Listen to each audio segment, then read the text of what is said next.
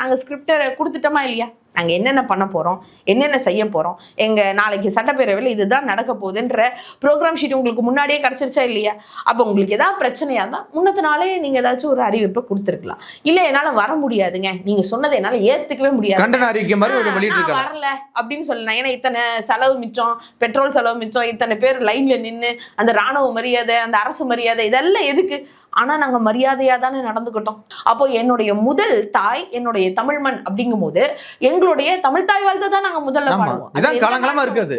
அது போக இன்னொன்னு என்ன தெரியுமா, எங்களுக்கு காலங்காலமா நாங்க பிளட்ல ஊர்னது பழகுனதுன்னா தேசிய கீதம் பண்ணோன்னு எல்லாம் வீட்டுக்கு போயிடுவோம், இல்ல சுதந்திரம் கிடைச்சிடும்.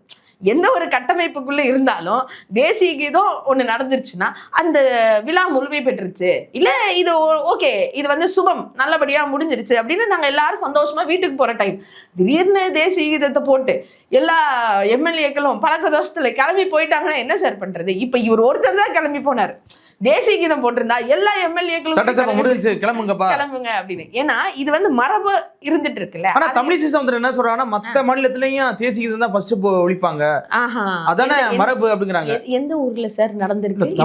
கர்நாடகால, கேரளாவுல. நான் என்ன சொல்றேன்னா சார், அப்படி இருந்தாலும் இருந்துட்டு போட்டுமே, எங்க ஊர்ல எங்க சட்டப்பேரவையில நாங்க வைக்கிற பாரம்பரியம் இப்படிதான்.